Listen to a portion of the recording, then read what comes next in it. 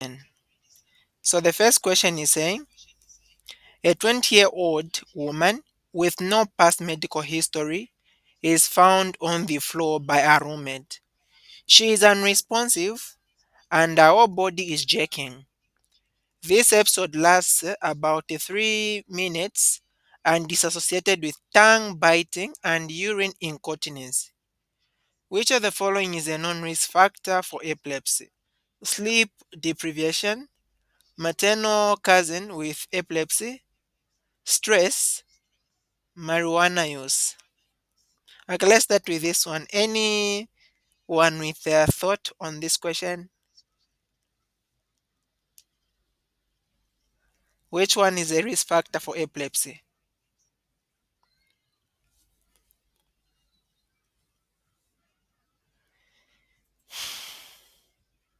Any thought?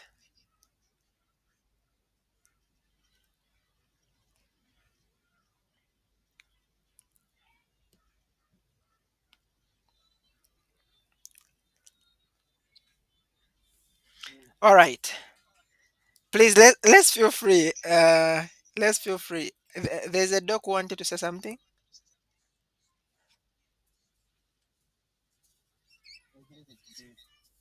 Okay, maternal cousin with epilepsy. Uh, why not the other options like sleep deprivation, stress, the use of marijuana? Why don't you go for those ones, doc?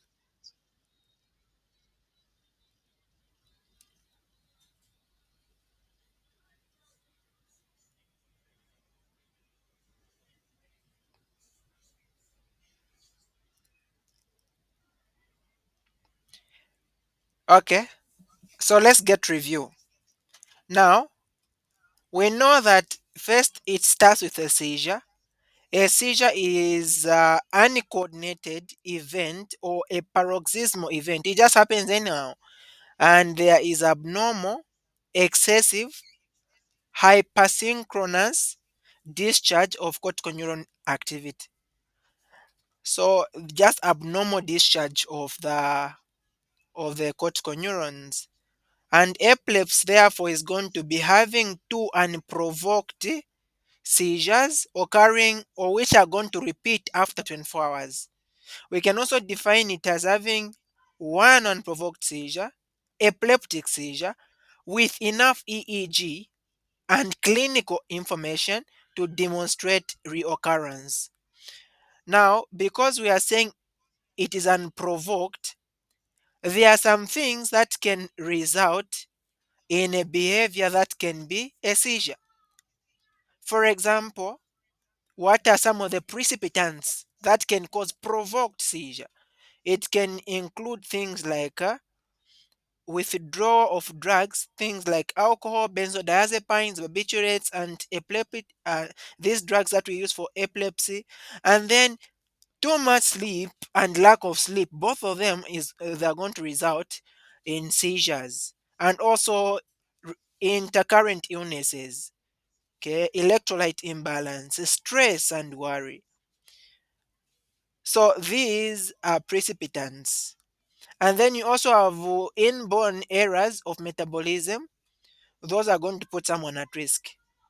So for this one, we see which of the following is a known risk factor for epilepsy. We have got sleep deprivation, stress, and also drugs. These guys can be precipitants. For example, if you are stressed, it can precipitate.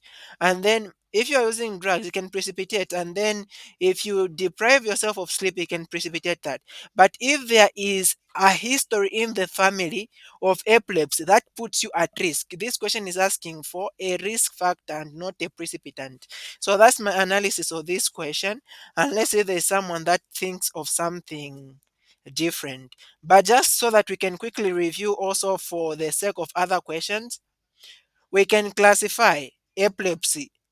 We have got that type where the only one part of the body is involved. We call that as focal, also known as partial seizure. Now, for the partial ones, we can either have a simple or a complex. But one thing that we need to know about partial seizures or focal seizures, the ones that only involve one part of the body are the focal or the partial seizures. One thing about these focal seizures, uh, they have got a post-ictal paralysis or sleepiness. Like after the seizure, you are going to have this time where you can't respond. That's also known as the TODS paralysis. Now, for the seizures that are only affected one part of the body, they can either be simple or complex. So the simple ones, we name them so because they are there's not going to be impairment of memory. That's why they are simple. Like someone is going to be seizing, but then they are aware of what is happening. And one important thing about this one is that there is no aura. So the seizure is just going to start without any warning. Another important thing about the simple ones is that they can either be motor or sensory. Okay. And how they start is that they are going to start from one area and then get spread. Normally starting from the face and then they'll go to the arms and then to the legs, and that's known as the Jacksonian march. And then for the complex ones, these ones, someone is having a partial seizure, only affecting one part of the body, but then consciousness is lost. But one thing that is important about them is that they are only motor. They are no sensory complex partial seizures. They're only motor. And there's going to be an aura. For example, someone is going to be seeing flashing lights. They are going to be hearing ringing sensations in the ears or visual hallucination. They'll start seeing things. Okay, there's an aura for the complex one. And then another thing is that there's going to be automatism that is going to occur. Now, automatism, these are just the repetitive movements. For example, someone will start beating their hands or grabbing a cloth or maybe throwing just these repetitive movements. That is automatism, which is present in the complex seizures. Okay, so that is about the complex. And then for the focal again, we can also have the focal seizure with secondary generalization. They start on one side of the body and then they spread to the rest of the body. And then for the generalized seizures, these ones are the ones that affect the entire body. We have got absence seizures. The absence ones, these are basically where there is alteration of consciousness. That's why we call them absence.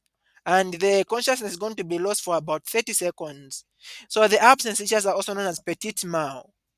So someone is just going to be how you notice that someone has lost consciousness is that they'll just fix their eyes on one thing. Okay. So it is those signs like the Dalrymple sign in hyperthyroidism, where someone is just fixed the eyes and then they're just looking at something. And then you can also have the myoclonic, where you just have this involuntary jerking of muscles, whether in the face, the trunk. And then there's the clonic, where there's contraction, sustained contraction. And then there's a tonic, which is sustained muscle stiffening. And then there can be a combination of tonic and clonic, and that's known as a grand mal. Petit mal was the absence. Now, for the grand mal, you have got the three phases. You have got the pre-ictal, which is the aura, and then the ictal, which is the actual attack, and then the post-ictal. So the aura is the warning sign which can suggest that an epileptic discharge is about to come. For example, someone can have these muscle spasms, okay, back a arch, like some a back arch is imagine someone falls and then they're in this state. The head is this is the head. Someone has fallen like that. Okay, I don't know if I'm drawing a fish or a human, but something like that. The back bends like that, and then someone can also have these just the pins and needles. So all those can be aura. So someone will be able to tell that an epileptic event is about to happen. Now the ictal or the attack is when now there is this sudden loss of consciousness.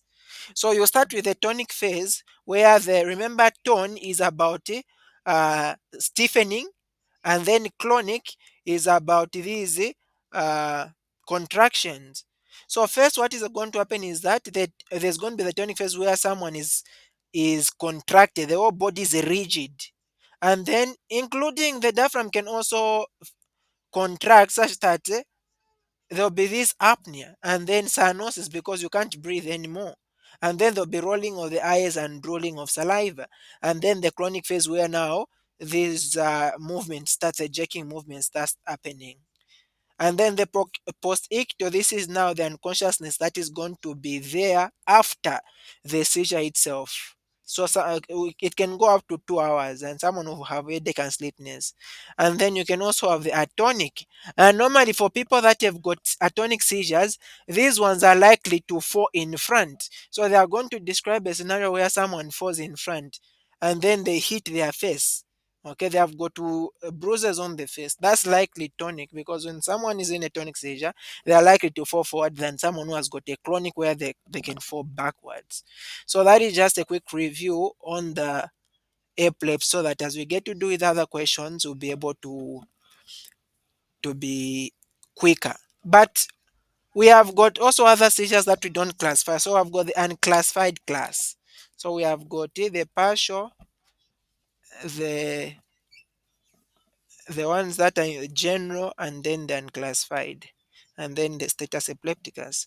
So number 2 is saying which of the following is a paraneoplastic syndrome feature of bronchogenic carcinoma. So we have got hemoptysis, clubbing, Lambert-Eaton myasthenia syndrome, and then weight loss and loss of appetite. Anyone that can help with this one? Which one is a paraneoplastic syndrome of bronchogenic carcinoma? Okay, there's a doc that has picked B. Any other thought from anyone? Any thought?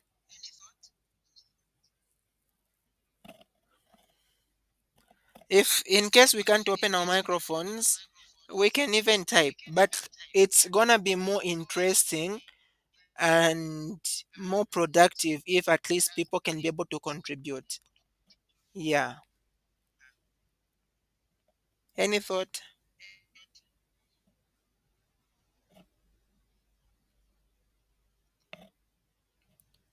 Okay, another doc has picked a C. Any other thought?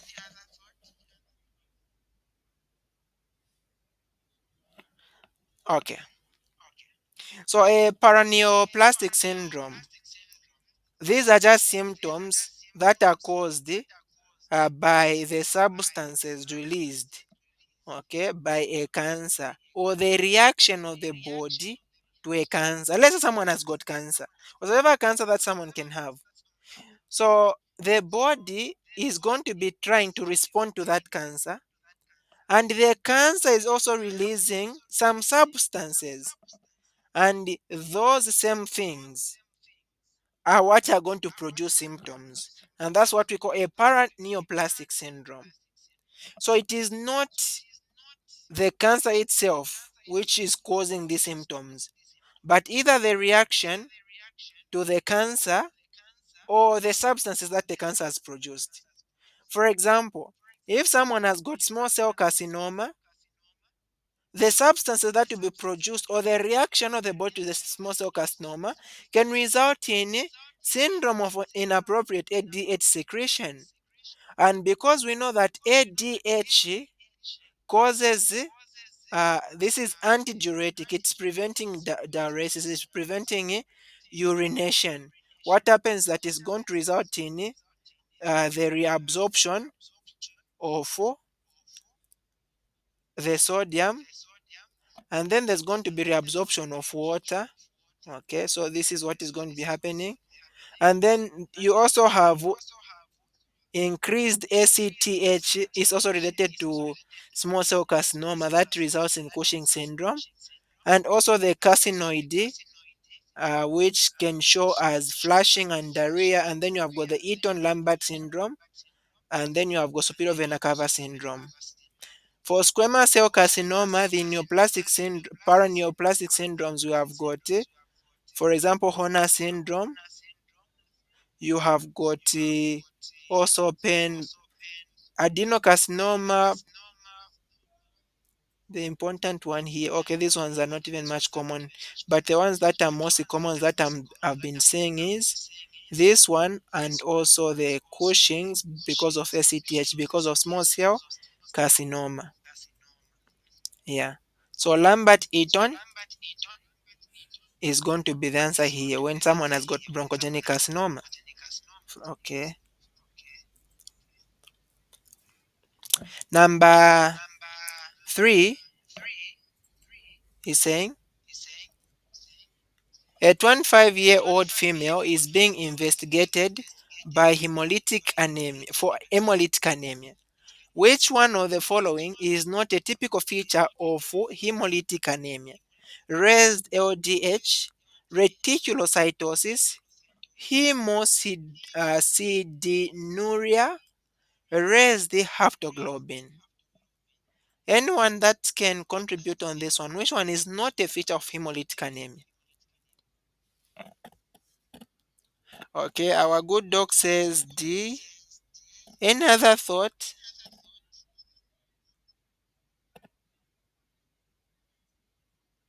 And someone is gonna appreciate, in case someone can help just explain why they pick an answer. Any thought?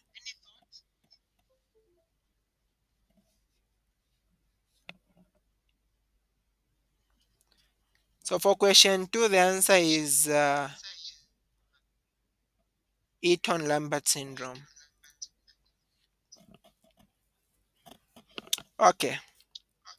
So now we know that in hemolytic anemia, there's going to be the breakdown of red blood cells. And these red blood cells are actually releasing a lot of iron. This iron is going to be going to attach to what we call haptoglobin. So you no longer have any free haptoglobin molecules. So what happens that haptoglobin is going to reduce because it's bound to the iron. And because of the breakdown of the red blood cell, the body is trying to compensate, and what it does is that there's going to be an increase in the release of erythropoietin, leading to the production of a lot of red blood cells, and so we're going to have a lot of these immature ones, which are the reticulocytes. So there's going to be reticulocytosis. And then the red blood cells themselves contain LDH in them, lactate dehydrogenase. So once the red blood cells are broken down because of hemolysis, they are going to release this lactate dehydrogenase, and so it ends up increasing. So the best answer here is D, because the aptoglobin is supposed to reduce and not increase.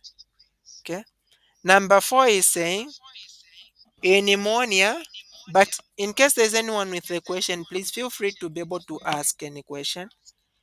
In pneumonia, which of the following features is classically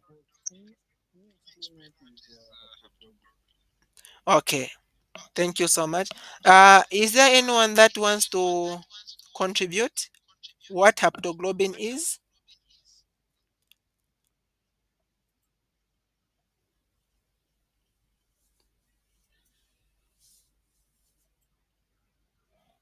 Anyone?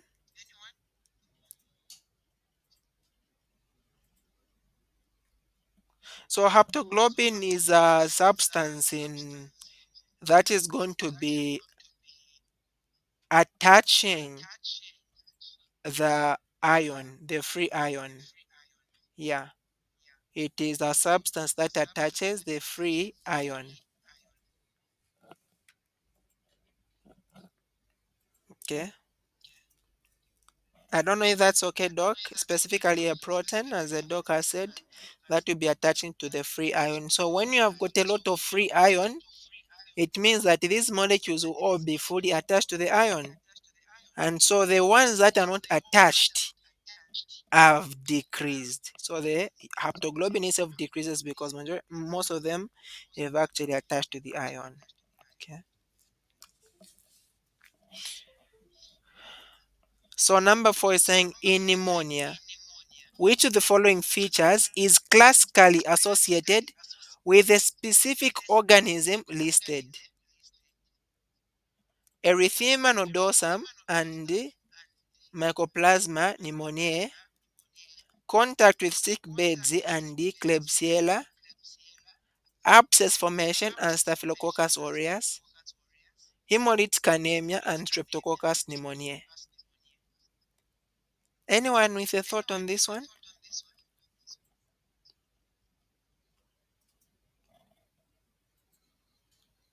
Okay, so we have got C. Is there any support or a different thought?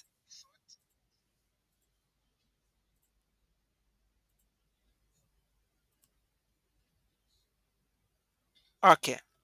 Now we know that the staph is a pyogenic bacteria. So this guy can actually lead to the formation of an abscess. For the one that is related with beds is the chlamydia psittaci. So that's why one that is related with beds. So we should just remember the pyogenic bacteria can result in the formation of this abscess, like staphylococcus. A 60-year-old man comes to you with history of weight loss and anemia. He gives no history of fever, had no respiratory symptoms.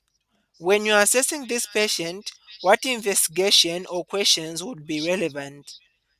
Family history of colon cancer, fecal occult blood, gastroscopy and colonoscopy, all the above. Remember, this one has a history of weight loss and anemia.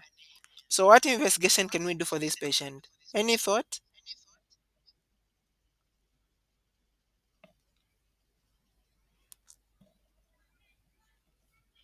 So we literally want to see what can lead to bleeding,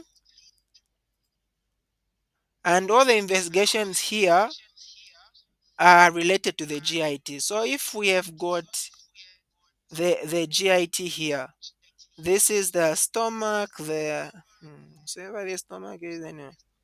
And then we have got the small intestines, the large intestines, until we reach to the end, the rectum. So bleeding can happen at any level. We can have bleeding because someone has got colon cancer, and the bleeding can actually be hidden. So we need to do an arc out blood because it might not be visible bleeding, but someone is bleeding internally. So you do this fecal arc out blood test. Someone can have maybe ulcers. So a gastroscopy can help, or even colonoscopy in case the problem is in the colon.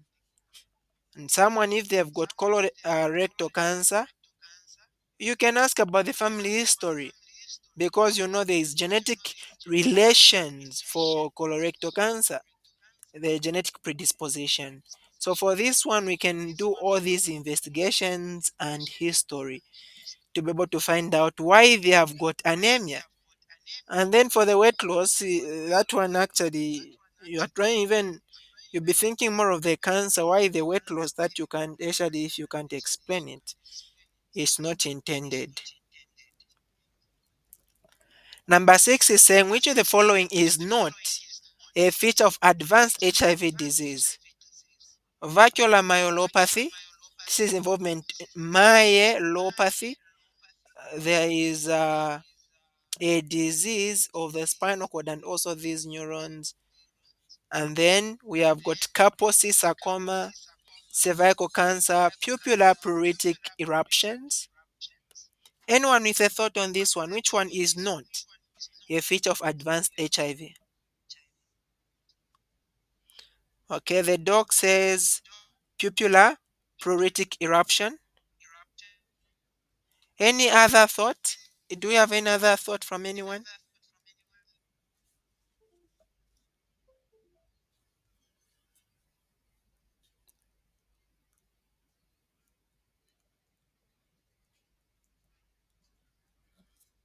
Okay. Is there any other thought? So when we go to the WHO staging of HIV, In stage 1 is normally asymptomatic. Stage 2 is normally lymphadenopathy that is going to be present. And this is the asymptomatic phase. In stage 2, it's a mild disease where the weight loss is between 5 to 10%. And then someone has got like sores and cracks around the lips. They have got herpes zoster. And then there are recurrent upper respiratory tract infections. And then these mouth ulcers that happen there and now. So weight loss between 5 and 10, and then ulcers on the mouth and herpes zoster, including upper respiratory tract infections. For the stage 3, which is moderate, there is weight loss greater than 10. And then you are going to have this oral thrush, maybe because of oral candidiasis. And then there is oral hair, there is leukoplakia, and then you can have greater than 1 month of diarrhea, unexplained fever, severe bacterial infection, pneumonia, muscle infection. Basically, in stage 3, you have got the involvement of the respiratory system, okay, by the things like TB, the pneumonias, and such. And then you have got also TB lymphadenopathy and also acute necrotizing ulcerative gingivitis. Now, in stage 4, this is a severe disease where there is severe wasting. There's now the candidiasis has spread to the esophagus. There is esophageal thrush. Okay, there is more than 1 month herpes simplex ulceration, lymphomas, Kaposi sarcoma, invasive cervical cancer. Okay, so you can see that is ticked. Kaposi sarcoma is ticked. Pneumocystic pneumonia, and then it's just this pneumonia that is in stage 4. Otherwise, the other pneumonias are in stage 3. Except the pneumocystic because PJP normally wants to come when there's a weakened immune system. And then the TB that is outside the respiratory system is in stage 4, the extrapulmonary. And then you have got cryptococcal meningitis, especially when the CD4 count is less than 100. And then you have got visceral leishmaniasis, toxoplasmosis, and then HIV encephalopathy. Okay, so those are the features of advanced HIV. Therefore, cervical cancer is part, sarcoma is part, even the involvement of these neurons is part. Now, these rashes,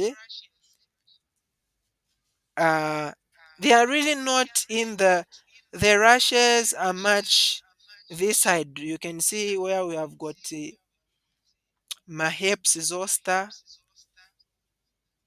That's not in the end stage. But the involvement of the central nervous system that is going to involve even the nerves is part of the advanced HIV. To involve the nerves, the brain, the spine, and the point where these nerves are coming from the spine. Yeah.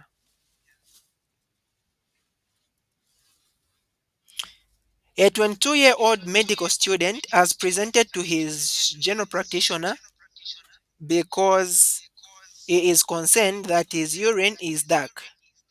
He is worried that he has urine infection. He has also had lower abdominal pain and non-specific joint pain. He presented yesterday with sore throat and headache. On urine dipstick, you notice microscopic hematuria alongside proteinuria. What investigation would be diagnostic for the case of his presentation? Any thought on this one?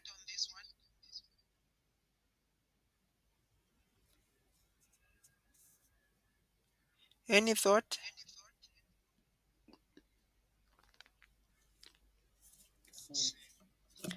Okay, the doc says C and glomerular basement membrane antibodies. Any thought why you've gone for C?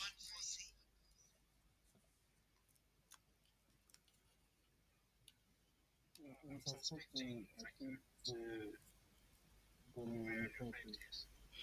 Okay, acute glomerulonephritis. Okay, that's fine. Do you have any other suggestion from anyone?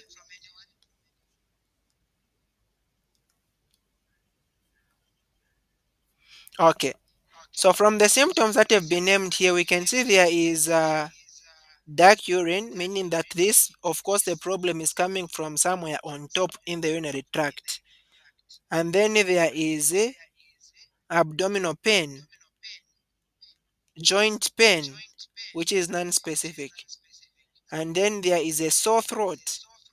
History of sore throat should tell us about streptococcal infection.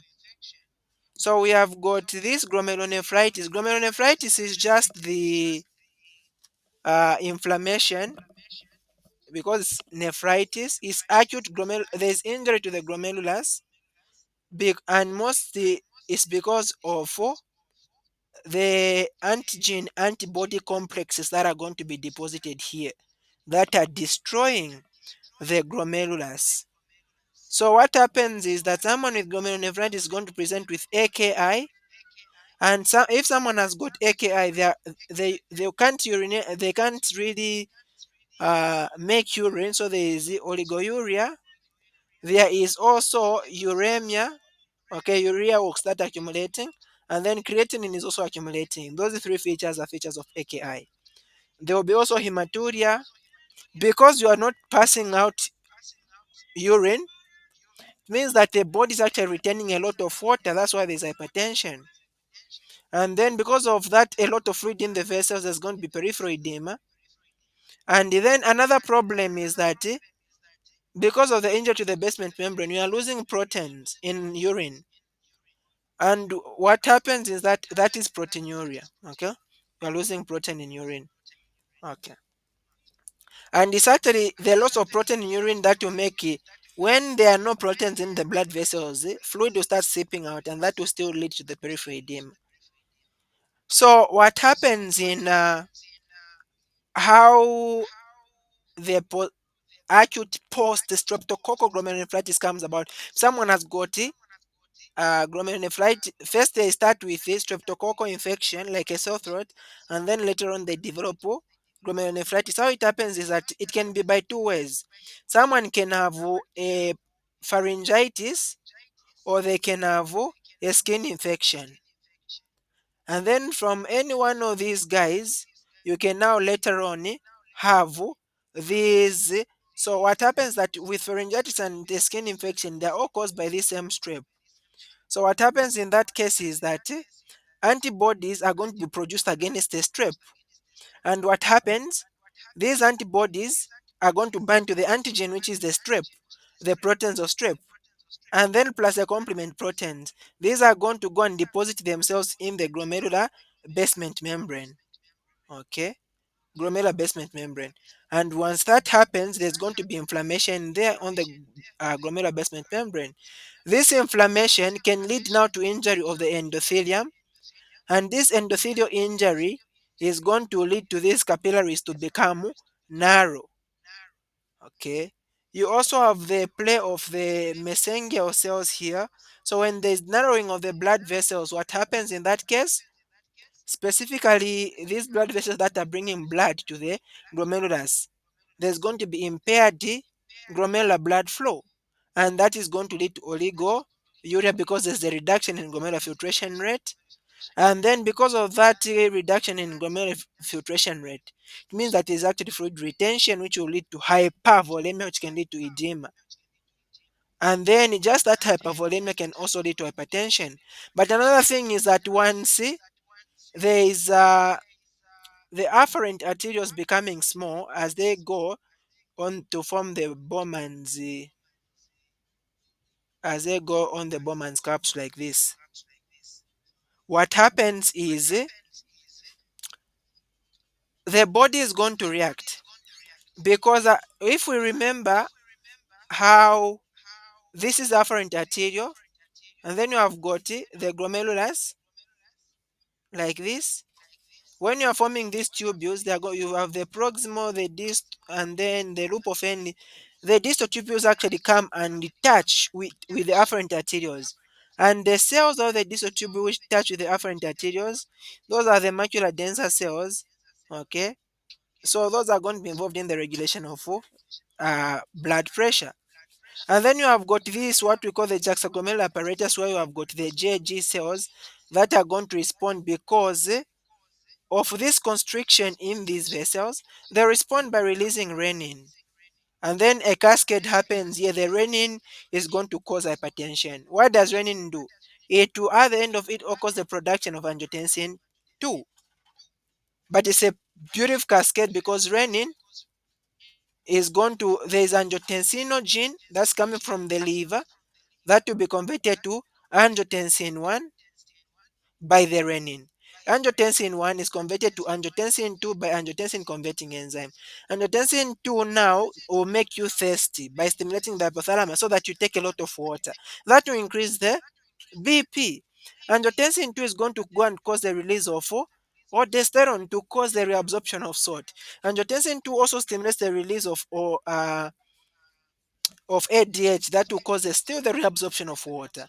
Okay, all those effects that will increase BP.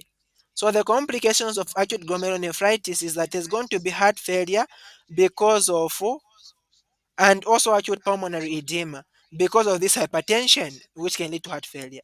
There's also going to be hypertensive encephalopathy because this hypertension can lead to blood seeping out of the vessels or the intravascular fluid seeping out of the vessels in the brain, and that leads to cerebral edema, and that is what we call encephalopathy, hypertensive encephalopathy. There can also be acute renal failure, and you see that by oliguria or anuria, and then there's going to be this cosmos or acidotic breathing, and then there's going to be uremia because the kidney can't remove the urea, and then there's going to be encephalopathy because of the accumulation of that urea. Now, the investigation that you carry out in infection, this post-streptococcal glomerulonephritis, you have got those investigations for diagnosis. So, for example, for diagnosis, you can do a urinalysis where you look at the color, specific gravity which is going to be high, and proteinuria. You can also do microscopy where you are going to see these cells of different sizes, shapes, and then you are going to see the cast of the red blood cells. And then for the investigation again, you can look at the effect of the condition by looking at the renal function which will be altered, hemodilution, so that will show us anemia, and then there'll be electrolyte imbalance. Specifically, there's going to be high levels of potassium and then low levels of sodium. Why is sodium low? Because of dilution. Okay, a lot of water is being retained that will dilute the sodium, so there's dilution, hyponatremia. And then now for to determine the cause, that's the etiology. You look at C3 complement is going to be reduced while C4 is going to be normal. The complement protein C4 is normal, C3 is reduced. And then you also look at, just for the diagnosis, to tell the etiology, you also look at the evidence of the infection. How? You can do a skin or throat culture to look at the bacteria, or you can do the aso titer. These are anti-streptolysin antibodies or the anti-DNAs. Again, for the etiology, you can look at the renal biopsy. So those are the three things. C3 complement the evidence of strep infection, and then a biopsy. Okay, that is, so what investigation will be diagnostic for the cause. So we want for the etiology. So the etiology, the best one we can pick is renal biopsy. That is for the cause. Yeah. In this condition, we really don't have these antibodies against the basement membrane, but it is an antibody antigen complex that has gone to attack there. What we'll be thinking about for the antiglomerular basement antibodies is what we call good pasture syndrome, where you have got these antibodies coming to attack the glomerulus. Now, because the epithelium or the glomerulus is similar to the epithelium in the lungs, in good pasture syndrome, you're also going to have respiratory symptoms because the same antibodies will also go and attack the respiratory epithelium, causing these respiratory symptoms. Okay. I don't know if that makes sense. Are we okay so far? Or is there a contribution or any question? Okay. So number 8 is saying cause of tracheal deviation towards the side of the lung lesion include all the following except. So we want it to the exception. So we want which cause here is going to take the trachea to deviate away from the side of lesion. You have got pleural effusion, pneumothorax, upper lobe fibrosis, and then pneumonectomy. Any thought on this one? Tracheal deviation away from the site that has got or the lung with a problem. Which condition can cause that?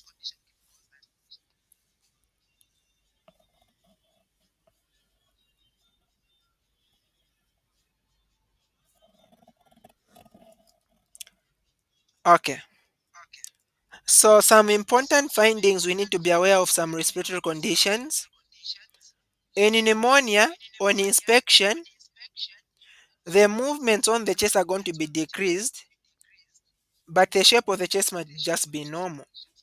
On palpation, the trachea is going to be central, tactile fremitus is going to be increased. On percussion, we have got impaired percussion note. And then on auscultation, you have got diminished bronchial sounds. You can also hear these cryptations. For bronchopneumonia, they are a bit of also similar, but for pleural effusion, pneumothorax, and hydropneumothorax, in this condition where you have got fluid in the lungs, pneumothorax where you have got air, just these fluids, air is also a fluid. The inspection, the movements are going to be decreased, and then the shape is going to be bulging because you have got too much fluid. And then the deviation of the chest is to the opposite side. So for this question, pleural effusion and pneumothorax were both shifting to the opposite side. For tactile vocal fremitus is going to be decreased because there is an increase in the distance from the trachea up to the chest. Remember, the chest is bulging; it has bulged, so there's this decrease in tactile vocal fremitus. But specifically in pleural effusion for percussion, it is toned down. In pneumothorax, because it is the air, it is hyperresonant. Hydropneumothorax, because it is there is water there and air, they are shifting downwards because it's a combination. And then for the breath sounds, they are diminished because again there's this high distance between the trachea and the chest wall. So for the sound to travel, it is decreased. And then for vocal resonance, it's also decreased. Yeah. And then for the lung collapse, for example, what can happen in a pneumonectomy if there is either the you puncture the lung or there is a removal of this lung, so it's flat on one side. What happened is that it is on that same side where the movements will decrease, and then there's going to be retraction of the chest on the affected side, and then the trachea also move or shift to the affected side. Tactile focal parameters will also decrease because you literally don't have a lung there, and then percussion is going to also be down. Yeah, so those are the findings. So for this one, both pleural effusion and pneumothorax were exceptions.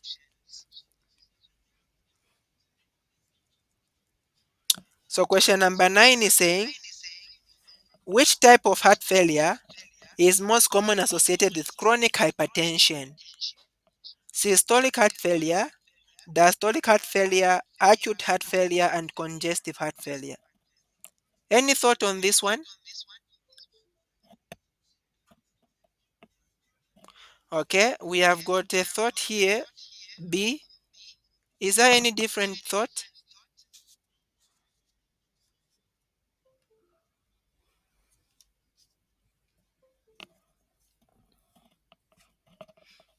Okay. Okay, we also have A, systolic. Let's have a third suggestion and then we can get to discuss it. Okay, there's another B. Thank you so much. Is there anyone that wants to explain why they picked the option they've picked?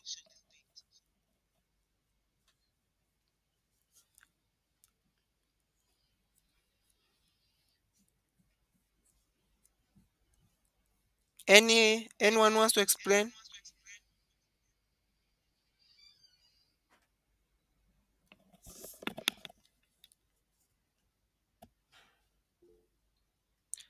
Okay, so we have got Uh, yes, please, Doc. Please, you can go on. yes, then they are still heart failure. In hypertension, the ventricle they are going to be light is not attached to the heart of Christ. So because the ventricle they are hypertrophied, it is hard for them to relax, and that will lead to diastolic heart failure. Thank you so much, Doc, for that one. So here is our heart. So specifically, uh, the aorta is what is responsible for pushing blood to the rest of the body. So if there's hypertension, it means that you have got a lot of fluid here. In other words, the left ventricle has to do a very good job in trying to push blood in this direction. So in an attempt to push blood against resistance, it starts to become bigger. It starts to become bigger, okay, by dilating, not dilating, but by hypertrophying. Now, this hypertrophy is going to make the ventricle to become stiff, such that it will be difficult for it to feel. And because it can't feel because of the hypertrophy, that is diastolic. Otherwise, it will be able to pump. It is able to pump. The problem is the feeling because it has become dilated. Okay, so that is why diastolic heart failure is going to ensue. All right, and then we have got number 10. When is bronchoscopy indicated for someone with pneumonia? Aspiration, pneumothorax, slowly resolving pneumonia, empyema. Any thought on this one?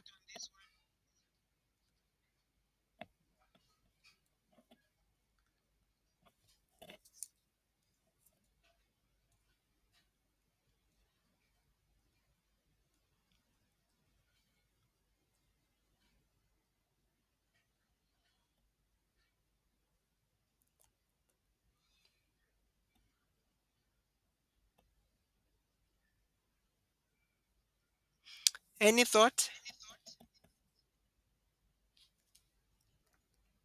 Okay. So in a bronchoscopy, you want to basically go and see what is happening in the lungs. Okay. So when is it indicated for us to go and start seeing what is happening in the lungs? Aspiration, of course, aspiration can result in pneumonia, but then you already know the problem here. In aspiration, you already know there's something that you are taking to the lungs. And then in empyema, what is the need of going to look there? Because you already know that you have got fluid. And then in a pneumothorax, again, you already know the problem. But then if you have got this pneumonia, but then it is not resolving, or it is slowly resolving, or it's recurrent, you'll be thinking, what is really causing this problem? Is there something there? Because at this point, we actually don't know what is even happening in the lungs. So you can actually go down and see what is happening there. So we can go there because of if there is a slowly resolving pneumonia, or maybe non-resolving pneumonia or recurrent pneumonia. Well, we don't know really what's the problem. Number 11 is saying a 32-year-old woman presents with 2 days of fever and headache. On exam, she is febrile, tachycardic, and has nerve stiffness. So look at that: fever, headache, febrile, tachycardic, neck stiffness, with no other neurological signs. Which lumbar puncture finding would be most consistent with bacterial meningitis? White blood cell count 10 with polymonuclear predominance. These are the neutrophils. And then white cell count 30 with the neutrophil predominance, white cell count 2000 with the neutrophil predominance, white cell count 10 with the lymphocytic predominance. Any thought on this one?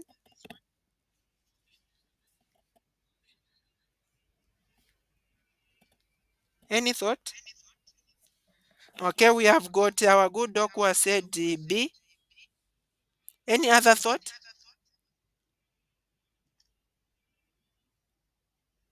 C. Okay, we have got our good doc that has said C. Anyone that wants to explain their answer so that we understand why we should go for which one?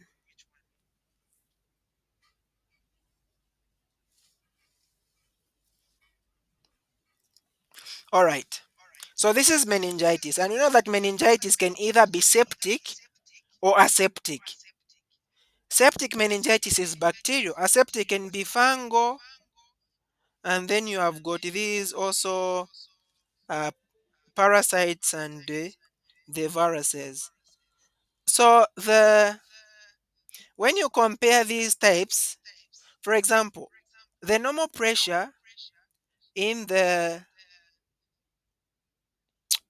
intracranial pressure ICP is the normal is 50 to 250. This is millimeters of water. Appearance of CSF is crystal clear or like white clear. The normal cell count is less than 10 red blood cells and less than 5 white blood cells.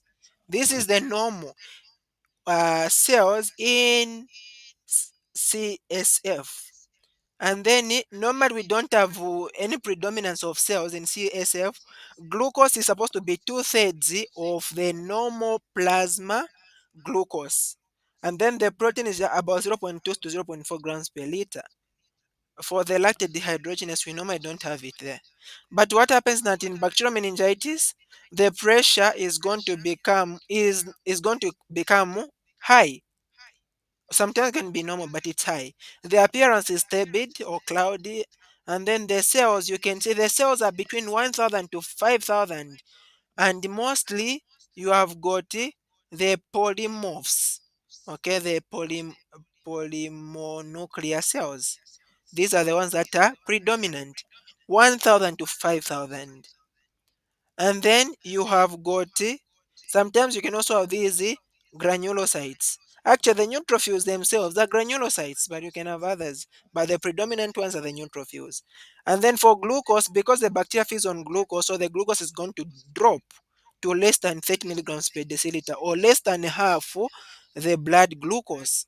The proteins are going to be increased. Okay, think of these proteins getting to release these bacteria, I mean, getting to release those proteins, so greater than 120. And then the lactate is also going to increase, lactate dehydrogenase greater than 3.5. For the viral meningitis, the pressure is usually normal, appearance is usually clear also, and then for the cells, they are just between 10 to 2000. There's not much response of the immune system to the viruses. And normally, what responds is not the neutrophils, but the lymphocytes in viral meningitis. And then the glucose is going to be one half of the blood. It's about normal, okay, in viral meningitis because the viruses don't need this glucose to feed on it. Even the proteins will be like normal. And then for lactate dehydrogenase is going to be less. And you have got a special type of meningitis which is TB. Specifically, what is important here is the cobweb appearance because TB is also a bacteria, but then it forms like when you look at the appearances of a test tube of CSF, there's this cobweb appearance, and then for the cell count again is between 50 to 5,000, similar to the other bacterial meningitis. But the thing is that here the lymphocytes are the ones that are high instead of the neutrophils. Okay, for the rest of the things, glucose is also decreased, and then proteins are also increased, and then lactate is also increased. So the other features are similar to the bacteria except the cobweb appearance, and also the cells that are increased are not the neutrophils but the lymphocytes. So here the best option is 2000, because in bacterial meningitis is between 1000 to 5000. So 2000 is between that. Okay.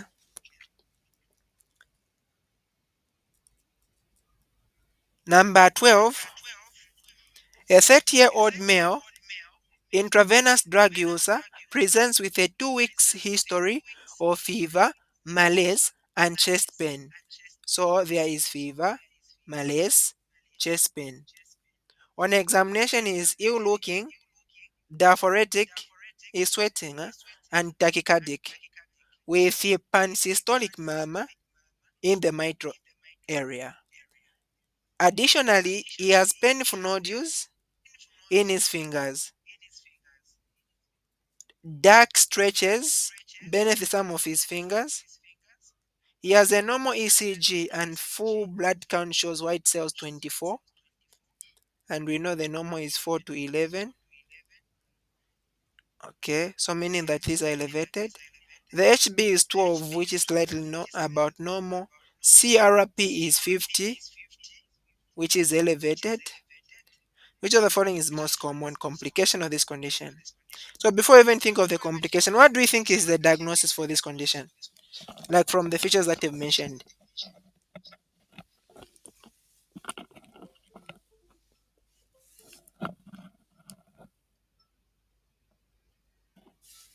Okay. So our doc is speaking of infective endocarditis. What do we call the painful nodules?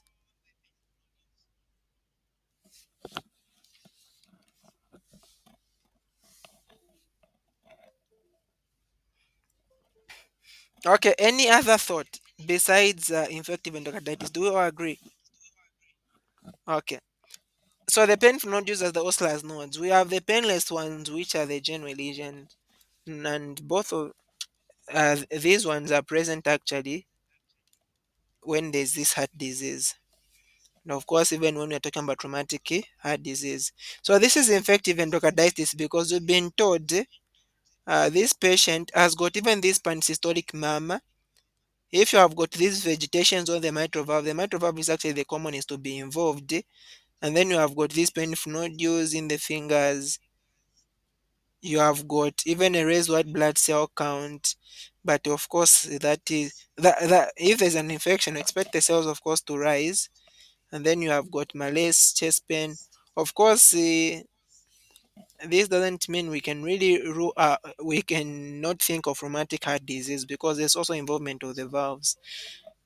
So whether we take rheumatic heart disease or infective endocarditis, what happens is that you have got on these valves, you have got these things we call as vegetations. Okay, these vegetations are basically more clots that are forming on these valves, and they can actually dislodge and then go to the rest of the body. They can also end up going up to the blood vessels that are supplying the brain, and that is going to result into stroke. Please feel free, we also bring them up.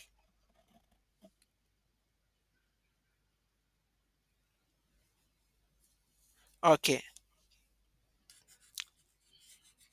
so pulmonary embolism is going to be an important complication. 13 is saying a 30-year-old woman presents to the clinic complaining of eye pain. Her vision is not affected. On examination, she has chemosis. This is the swelling of the area around the eye, or the what's that called? The conjunctiva. And then there's also oxophthalmos, which is also known as proptosis. There is lead lag, which is the von Griffen sign, lead restriction, which is the what the Dalrymple sign, and then ophthalmoplegia, which is basically a problem with extraocular muscle function.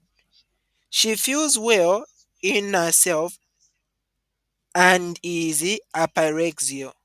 Which other clinical feature expected may she be expected to have? Heat intolerance, pepostria, weight gain, and polydipsia. Any thought on this one?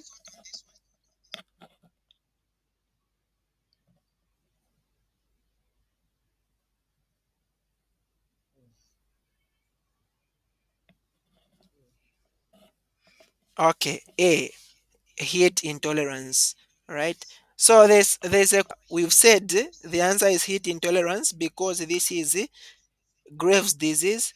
And I remember this question in the that was in 2025 test session 1, that test, the first test in internal medicine for this year. There were these signs. Which one is specific to Graves' disease? There was ophthalmos and the ophthalmoplegia. Which one is most specific to Graves?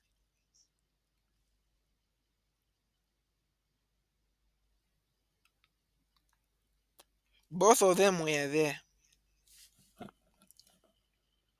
Yeah, so o- ophtho ophthalmoplegia can be this problem with the movement of the extraocular muscles, can also happen because of just any problem that can affect the neurons. But exophthalmos is specific to Graves because you have got a deposition of this fatty behind the socket, and that pushes the eye out. So it's specific.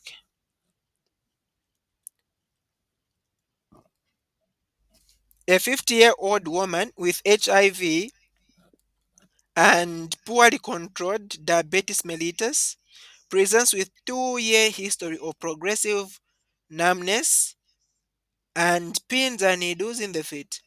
They were initially only in the they were initially only in the feet.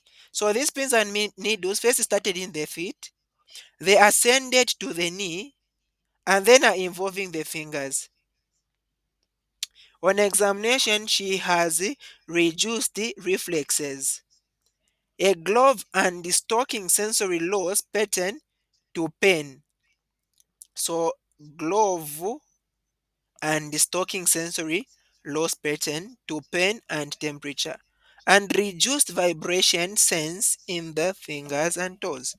What is the most likely localization of her symptoms? A, polyradiculopathy, small fiber sensory polyneuropathy, large and small fiber sensory polyneuropathy, Myra myeloradiculopathy. Any thought on this one?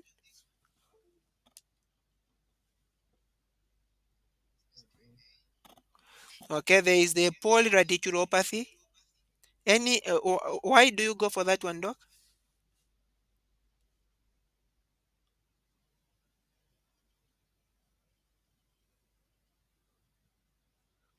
Or anyone that picks any other answer, why do you go for that answer?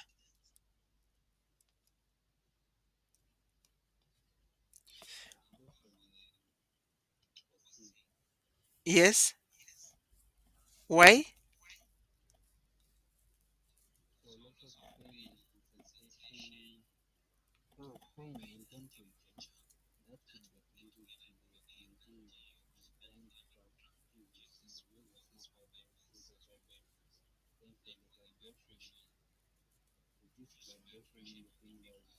So vibration is to do with the corticospinal tract overrides. So polyneuropathy um, because of the thorax larger and small fiber, but polyneuropathy because of the lungs anisotrophy. Okay. Thank you so much, doc, for the contribution. Is there another contribution?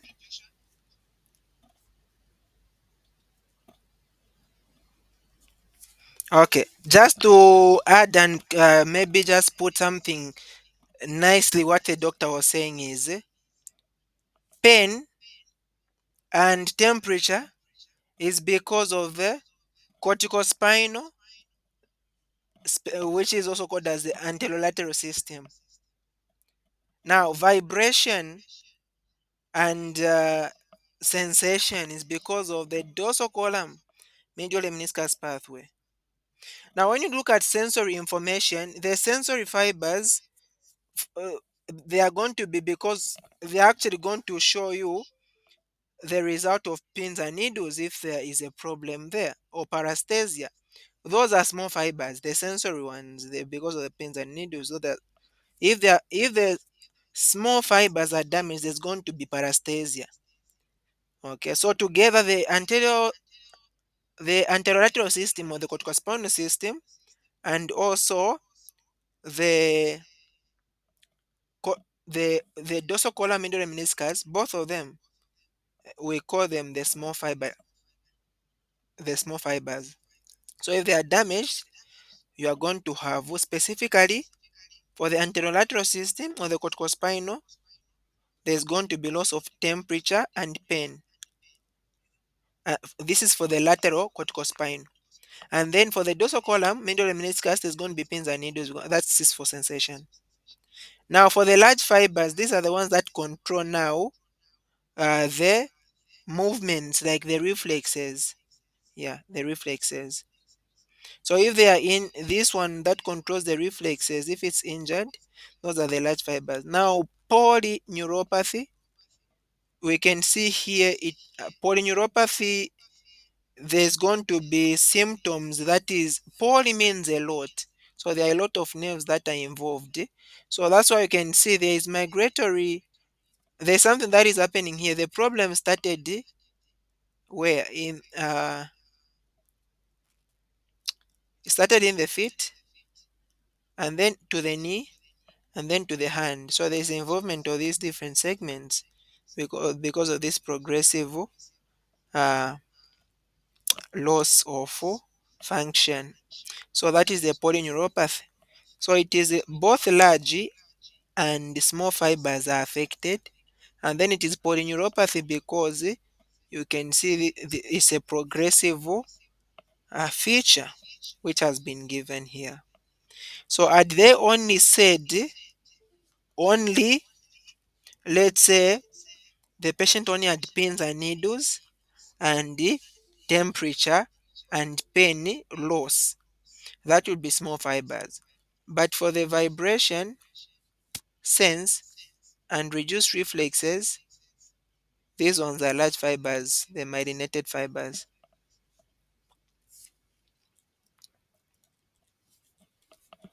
So before we go to the next question, I'm a bit like confused on that question. Yes, doc. In your explanation, you were talking about the spinal part. Is that part of the sensory? Is it not the motor one that is sending that spinal cord, the brain cortex down to the anterior horn of the spinal cord, like controlling the motor aspect? Is it involved in the sensory aspect, like temperature and vibration? The corticospinal is motor, yes. I yeah, it's that's a mistake. Thank you. So it's supposed to be the anterolateral system. I meant to say spinothalamic, not corticospinal. The anterolateral, that's the one known as the spinothalamic. Thank you so much. It's the one that is involved in pain and temperature, spinothalamic or anterolateral.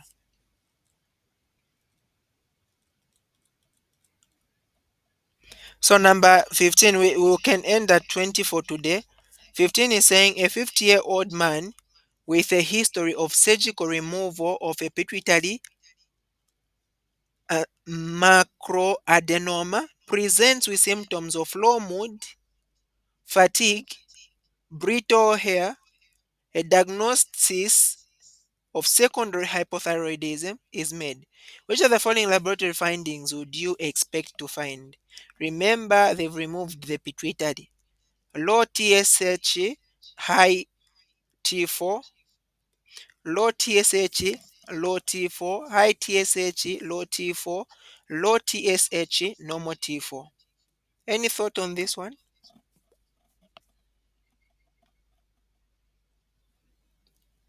This one, the answer is B. B.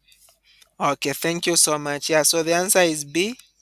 We have the hypothalamus here, and then we have got the anterior pituitary gland, and then we have got the thyroid gland. Since the hypothalamus is going to release what we call the thyroid releasing hormone, all releasing hormones come from the hypothalamus. This will stimulate the anterior pituitary to release the thyroid stimulating hormone, and then this guy is going to cause the release of T4. So since we don't have this guy here, the anterior pituitary, it means that we are going to have no production of TSH, which is going to be low. And because there's no TSH, that is going to cause also T4 to be low. So both of them are low. Skisten is saying ovo macrocytes are noted on a peripheral blood smear of a patient with macrocytic anemia. Ovomicrocytosis is a typical feature of which of the following? Liver disease, hypothyroidism, pernicious anemia, alcoholism. Any thought on this one?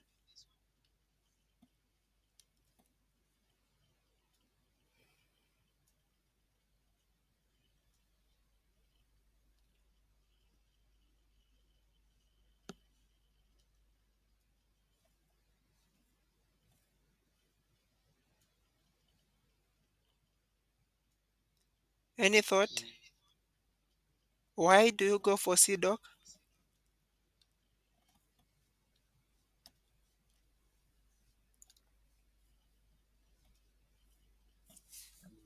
Pernicious is macrocytic. It causes macrocytic heart disease. So hapo no need to be too sure reason as to why they are over. Okay, thank you so much. So the thought behind it is what can cause macrocytic? What are the causes of macrocytic anemia?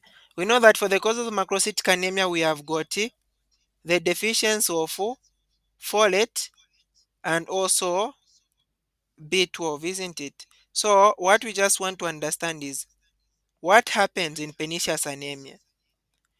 Okay, what happens in pernicious anemia? You have got the stomach. Here is the stomach, and then you are gonna go until you reach the terminal ileum. The stomach has parietal cells specifically in the body. These parietal cells are releasing intrinsic factor and vitamin and hydrochloric acid. Intrinsic factor is going to come and help in the absorption of B12 in the terminal ileum. Folate is involved, is going to be reabsorbed a bit more earlier in the ileum also. But so what happens is that in pernicious anemia, you have got these antibodies that are attacking these parietal cells. So there's no production of intrinsic factor. So there's no absorption of B12. So because the problem is with B12, that is the macrocytic anemia. Yes. Number 17 is saying which of the following is not used when assessing the severity of pneumonia using the CARB 65 score. Anyone who can tell us about CARB 65? What is it used for and what is it really? Yeah.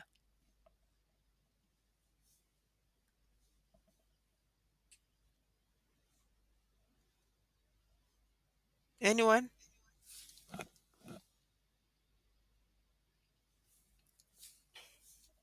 think C is just about the consciousness of this patient. Because I'm talking about the class performance score, maybe I think it should be less than 8. Then use for urea above 7. R is the respiratory rate should be equal to or greater than 30. Yes. Then B should be, I think it's the blood pressure. They studied should be less than 90. Systolic less than 60. Then 65 is the state is the how old the patient is. Number of years greater than 65 years. Yeah, thank you so much, Doc. Just as the doc has said, so the CAB 65 is used if you have got a patient with community acquired pneumonia and you want to see if you are going to treat them as an outpatient and also their prognosis, you can use this CAB 65. So the C is confusion. Basically, you look at the GCS less than 8. U is the urea, blood urea nitrogen, which is greater than 7. This is in millimoles, otherwise in milligrams is 19. Normally we want to use millimoles. Respiratory rate is greater than 30. We know the normal is 12 to 20, but you can see this is really high, greater than 30. And then a BP where you have got uh, which is less than 90 over 60, less than that. And then the age is greater than 65. So in these patients like this, you are going to be giving a 1 1 1 to each one of these scores. So a score of 0 or 1 means low risk. You can treat them at home and then there's a low mortality risk. And then for a score of 2, those are intermediate, you can admit them. Okay, there's advice for admission, but they can also be supervised as outpatients. Mortality rate has increased a bit. 3 to 5, that's high risk where they need hospitalization in intensive care unit because the mortality is also really high. 18. A 78-year-old man is brought to the clinic by his family with concern of memory problem.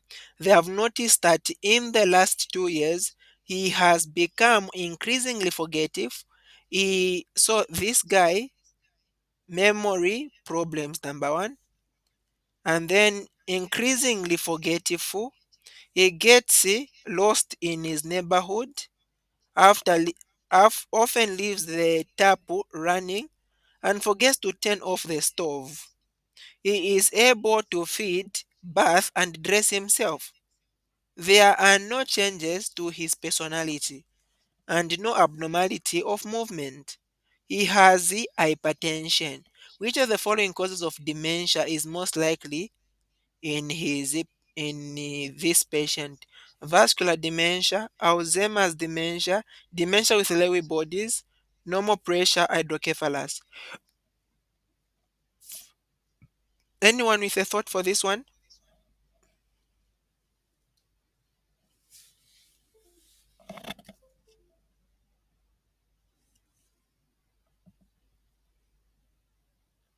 Any thought? Alzheimer's dementia.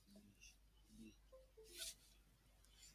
All right, thank you so much. Yeah, you can see that here the motor symptoms are okay, and also, yeah, motor is fine, but the problem is with memory. So this is Alzheimer's dementia. When someone has Alzheimer's disease, this forgetfulness is a big problem. A 50-year-old female presents with a 6-month history of early morning stiffness of her fingers. Please take note, early morning stiffness, very important, of her both, and it is both. That's also important. It's bilateral. She also reports feeling excessively tired and unintended weight loss.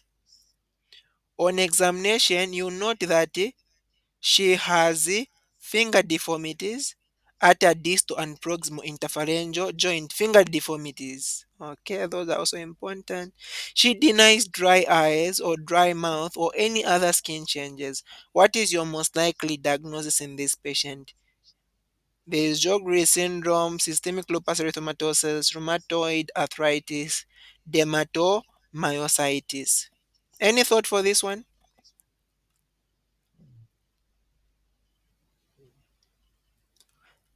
Okay, thank you so much. So yeah, this one is rheumatoid arthritis, isn't it? Early morning stiffness, which is bilateral, and then there are these uh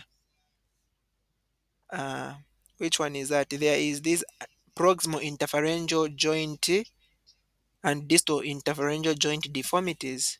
That's rheumatoid arthritis. The Jogre syndrome is an autoimmune disorder where you have got these antibodies that are attacking glands that produce moisture, such as tears and salivary glands. So you are going to have dry eyes and dry mouth.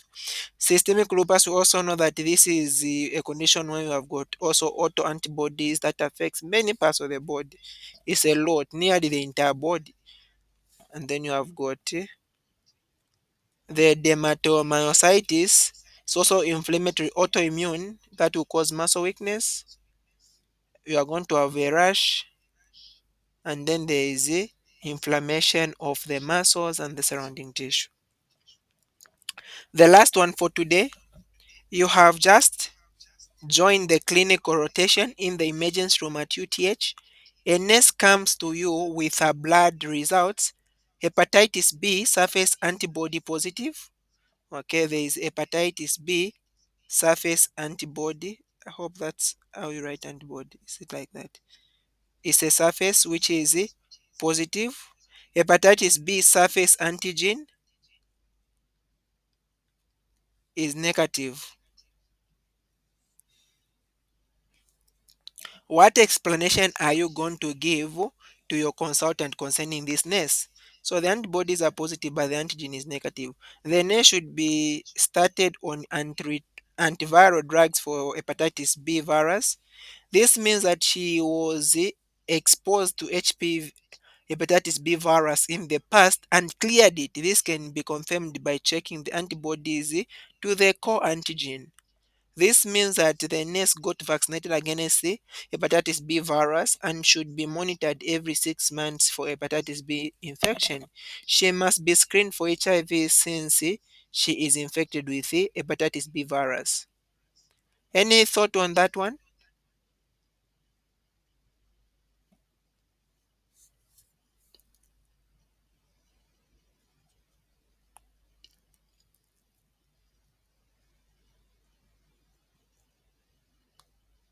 Any thought?